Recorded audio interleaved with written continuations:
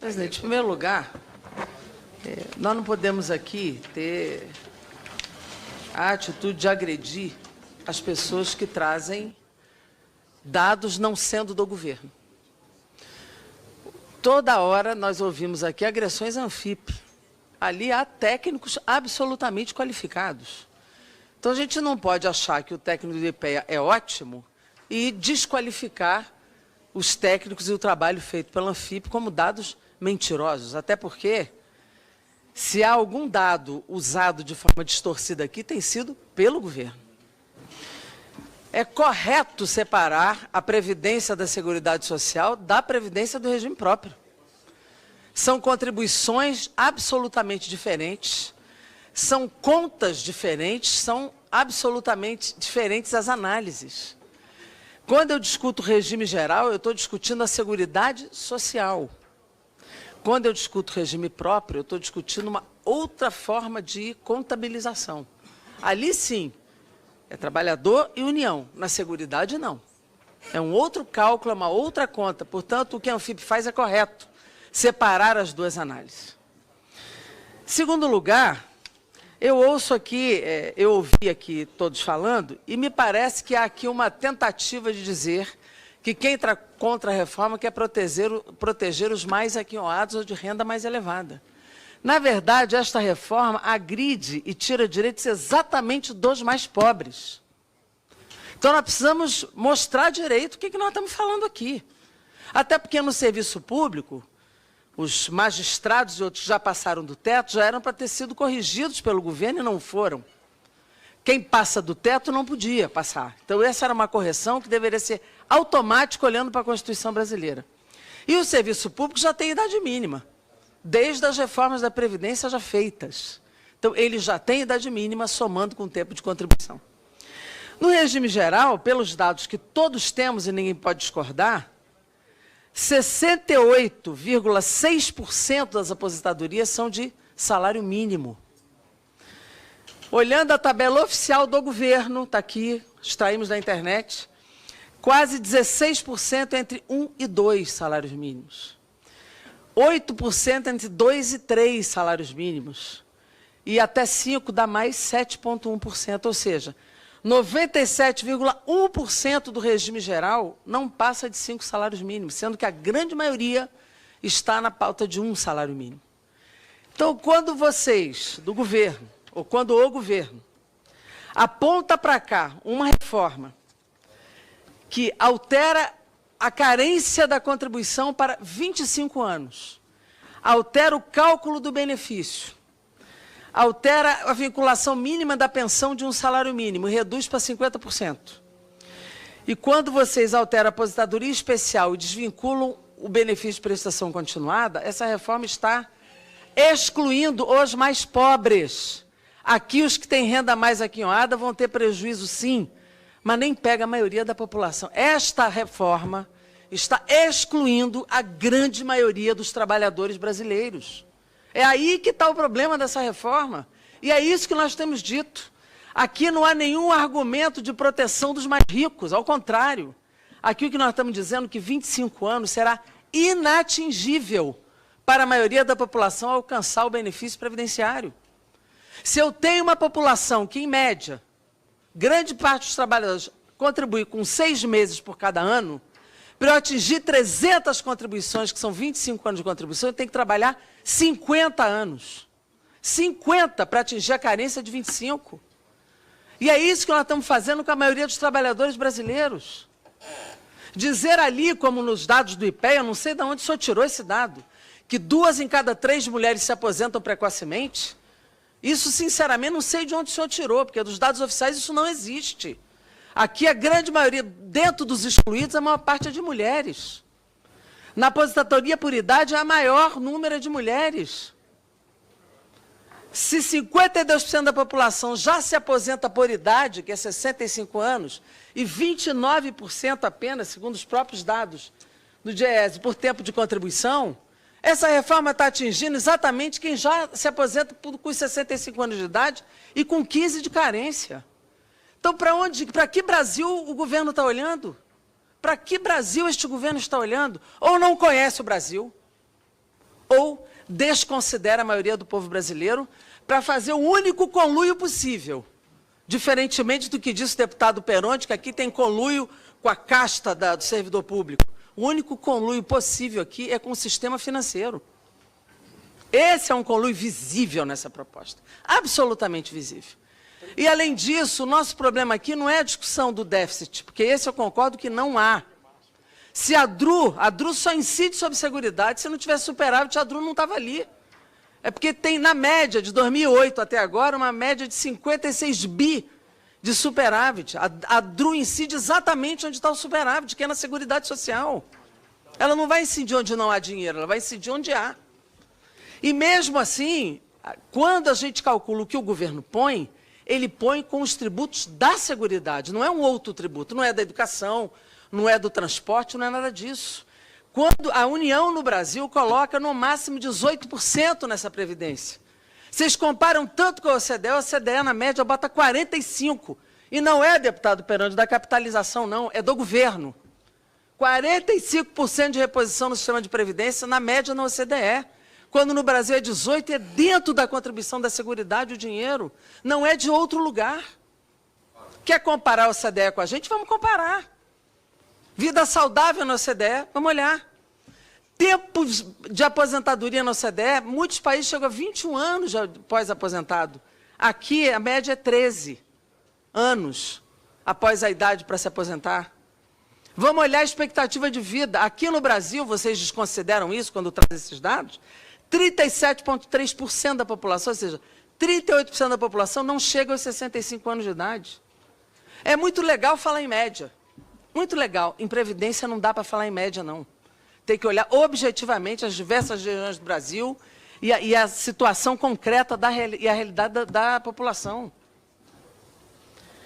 Quando nós falamos aqui em quarta revolução industrial, eu digo 1,2 bilhão de pessoas no mundo não chegaram nem à segunda revolução industrial. Não tem energia elétrica. Essa é a segunda revolução industrial. E se eu olho para o Brasil e acho que ele vai chegar à quarta revolução industrial, aí é que precisa de mais Estado. Não é de menos Estado, é de mais Estado. É de mais políticas de proteção. Aí vocês falam, não, mas os idosos vão pular de 10% para 33%. Exatamente esse que vocês querem deixar na orfandade, que o governo quer deixar na orfandade. Porque esse idoso não terá cobertura nem previdenciária e terá um BPC após 70 anos de idade menor que um salário mínimo. Então, esses idosos que dizem querer proteger, esses é que ficarão absolutamente fora e desprotegidos na Previdência Social brasileira. As mulheres, em particular, e aí não adianta, pode colocar qualquer dado na mesa. Salarial, jornada de trabalho, vida doméstica, qualquer dado, põe na mesa. Não tem nenhum dado que mostre que as mulheres são tratadas igualmente aos homens na vida brasileira. Se nós não somos iguais na vida nem no trabalho, não podemos ser iguais no acesso ao benefício. Qual é o país da OCDE que as pessoas trabalham aos 13 anos no campo? Mostra para nós. É muito fácil comparar com a OCDE. Temos que olhar para a realidade brasileira. Nós estamos falando da Previdência no Brasil, não é em outro lugar. É no Brasil. O senhor do IPEA disse que a Previdência é 50% das despesas primárias. Eu estou com os dados aqui. Eu tenho de receita 1,250 trilhão de receita e a Previdência é 500 bi. Isso dá 40%. E o dado é ainda mais chocante, diferente do seu, porque as receitas, quando elas caem numa crise econômica, cai junto todas as despesas, exceto a Previdência, porque a Previdência é um pagamento obrigatório, não é discricionário. Então, é muito fácil fazer a proporção nessa hora. Caem todas as despesas, cai a receita, então a Previdência parece algo monstruoso. A solução aqui não é reduzir o gasto na Previdência, é aumentar emprego, é desenvolver a economia. Esse é o caminho de solução de qualquer Previdência no mundo. É ter emprego e ter desenvolvimento econômico, não é tirar direitos. Muito menos direitos da maioria da população. Imaginar que uma reforma, deputado Eduardo Barbosa, chegue aqui desvinculando o benefício de prestação continuada de pessoas com deficiência de idosos, quando a renda per capita tem que ser 1/4 de salário mínimo numa família. Eu nunca vi algo tão cruel e tão desumano. Isso é proteger a população pobre na reforma da Previdência? É proteger a população pobre na Seguridade Social? A pirâmide. O deputado Arlindo Quinaglia já falou. A pirâmide ela tem que ser comparada. O que é a população economicamente ativa comparado com os idosos e as crianças. Ora, eu aumento idoso, mas estou reduzindo a fecundidade. Então, eu terei uma ou duas pessoas economicamente ativas numa família para sustentar 1 ou 2 idosos e não mais 7 filhos, mais 2. Então, na proporção, eu tenho 1 para 4 e não 1 para 8. Então, é um raciocínio também distorcido que chega aqui para dizer que vai aumentar idoso, portanto, é insustentável, vai quebrar. Não é verdade. É mentira que a Previdência está quebrada ou vai quebrar se ela se mantiver nas regras atuais. É mentira. Não há cálculo possível capaz de demonstrar isso para nós. Não há. Vocês precisam ser mais convincentes num processo desse. Um outro dado importante, que eu acho que aí é que está o centro. A questão da Previdência não é a discussão do déficit. A questão da Previdência hoje é contenção de gastos. O governo aprova uma PEC de teto de gastos, então tudo tem que estar contido ali. Então, se eu não posso ultrapassar o volume de gasto com a inflação que eu tenho hoje, não pode mais entrar nenhum aposentado no sistema. Não pode, porque eles vão receber o valor, é o valor mais a inflação. Não pode entrar mais ninguém. Então, o que eu faço? Eu fecho o acesso, então eu aumento uma carência de contribuição desumana, porque ninguém vai atingir mais o benefício. Eu diminuo o acesso e eu começo a cortar quem já está dentro, em termos de valores. Pensão a 50%, valor do benefício reduzido. Né? Que, na verdade, eu vou reduzir benefício de 2 salários mínimos para 70%, de 3 salários mínimos para 70%. É isso que nós estamos mexendo, é disso que se trata, é simples assim. Nós estamos lidando com 97% da população que ganha até 5 salários mínimos no regime geral. É aí que eu quero incidir com 70%, nesse valor, nesse cálculo de benefício que foi proposto? Então, o problema aqui não é déficit. Se tivesse superávit, nós íamos estar discutindo a reforma. Porque o problema é assim, de como é que eu boto o gasto dentro da PEC 55. Esse é o nosso problema. Eu não posso gastar além. Então, tem que ficar aqui. Para ficar aqui, 8% do PIB não pode.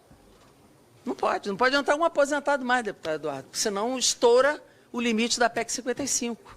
Então, o nosso problema aqui não é de déficit, é de limitar o gasto. E aí eu impeço que as pessoas cheguem e quem está dentro tem que reduzir o valor do benefício, da pensão e etc. Né? Nessa discussão da reforma da Previdência, o servidor público, aliás, antes disso, a fórmula 85-95, me desculpe, quem falou diferente, quando você chega a 85-95, é 100% de benefício. É 100%.